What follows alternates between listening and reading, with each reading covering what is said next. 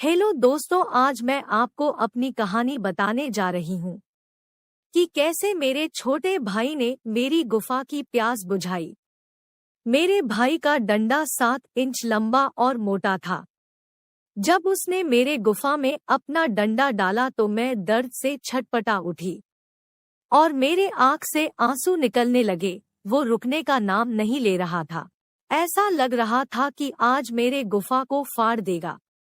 जैसे ही उसने अपनी स्पीड बढ़ाई, मैं जोर जोर से आहें भरने लगी। अगर आपने अभी तक मेरे चैनल को सब्सक्राइब नहीं किए हैं तो मेरे चैनल को सब्सक्राइब एंड वीडियो को लाइक कर दीजिए।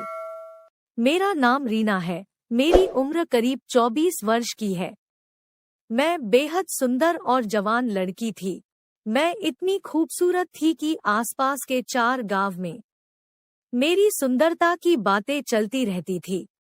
मेरा एक छोटा भाई था जो कि बहुत मजाकिया और बहुत शरारती था। मेरे भाई का नाम रोशन था। हम दोनों भाई बहन अपने माता पिता के साथ अपने गांव में रहते थे।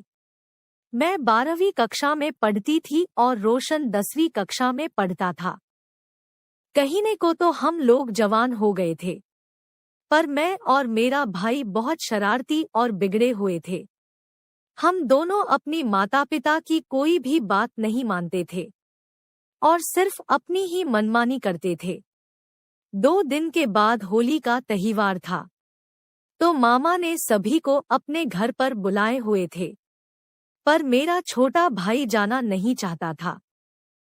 होली कल था तो मम्मी पापा ने आज ही अपना सारा सामान पैक कर लिया था। भाई की वजह से मैं भी जा नहीं पाई तो मैंने अपनी मम्मी को बोला कि मम्मी मुझे एक साड़ी दिला दो। मम्मी ने तुरंत ठीक है बोला और हम लोग दुकान पर साड़ी लेने चले गए। मेरे भाई को गुलाबी रंग का साड़ी बहुत पसंद आया था तो मैं वही साड़ी खरीद ली। साड़ी खरीदने के बाद हम लोग वहां से निकलने ही वाले थे। तभी मम्मी बोली कि तुम्हारे मामा और मामी के लिए भी कुछ कपड़े ले लेते हैं। उन्होंने 5 जोड़ कपड़े खरीदे, मामा मामी और उनके बच्चों के लिए। अब हम लोग वहां से निकल चुके थे। फिर भाई पानी पूरी खाने के लिए जिद करने लगा। पानी पूरी खाकर घर पर वापस आ गए। फिर अगले दिन मम्मी पापा मामा के घर जाने के लिए निकलने लगे थे। तभी मेरे भाई ने बोला मैं जाकर बस स्टैंड पर छोड़ कर आता हूँ। मेरे घर से बस स्टैंड करीबन 2 किलोमीटर की दूरी पर था। रोशन घर पर आ चुका था, लेकिन मुझे नहीं पता था कि वो घर आ गया है। मैं बाथरूम में बिना कुंडी लगाई नहा रही थी। मुझे नहीं पता था कि इतने ही टाइम में कोई आ जाएगा। तभी रोशन बाथरूम में आ गया हाथ मुंह धोने के लिए और मुझे बिना कपड़ों के देख लिया। उसे टाइम मैंने कुछ भी नहीं लगाया हुआ था। मैं बहुत ही शर्मा गई और रोशन बाहर निकाल कर चला गया। करीबन रात के 8 बज चुके थे। हम दोनों खाना खाकर अपने रूम में सोने के लिए चले गए। रोशन के रूम का पंखा बिगड़ गया था, तो रोशन मेरे कमरे में आ गया सोने के लिए। मेरे रूम में सिर्फ एक ही बेड था। हम दोनों उसी बेड पर सो गए। फिर मैं रोशन को बोला, बाथरूम में तुमने जो भी देखा किसी को कुछ भी मत बताना। रोशन बोला ठीक है, आप मेरा एक शर्त मान लो। मैं किसी को कुछ नहीं बताऊंगा। मैं बोली क्या है बोलो। तब रोशन ने बोला मुझ आपके छोटे छोटे संतरे फिर से देखना है, जो कि देखने में बहुत मस्त लग रहा था। मैंने भी ठीक है बोला, क्योंकि उसने मुझे पहले ही बिना कपड़ों के देख है।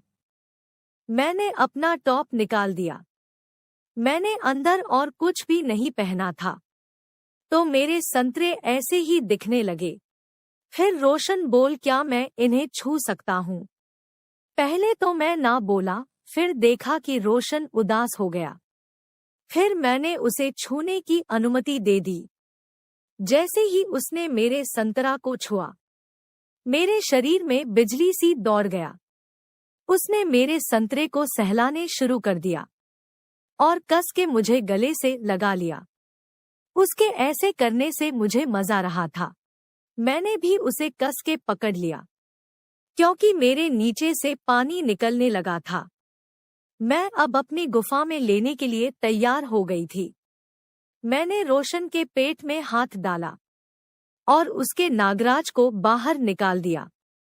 उसके नागराज को देखकर मेरे होश उड़ गए, क्योंकि उसका नागराज काफी मोटा और लमसम 7 इंच बड़ा था।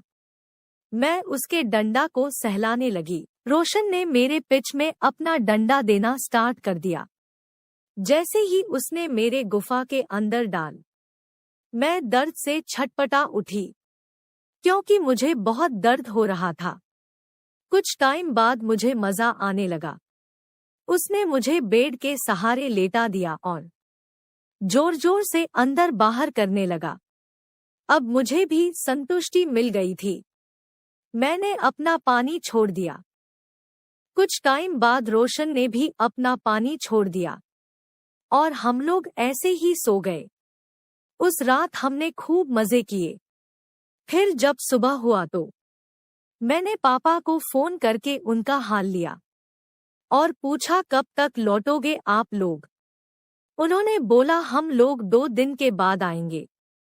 फिर क्या था, मुझे 2 दिन और मिल गया था मेरी बहन को पलने के लिए। मैंने 2 दिन तक उनको कपड़ा पहनने नहीं दिया, ना तो मैंने पहने। हम लोग ऐसे ही घर में घूमते थे और जब मन करता था उसके डंडा को अपने गुफा में डलवा लेती थी। 2 दिन के बाद मम्मी पापा भी घर आ गए। फिर दिन ऐसे ही बीत रहे थे।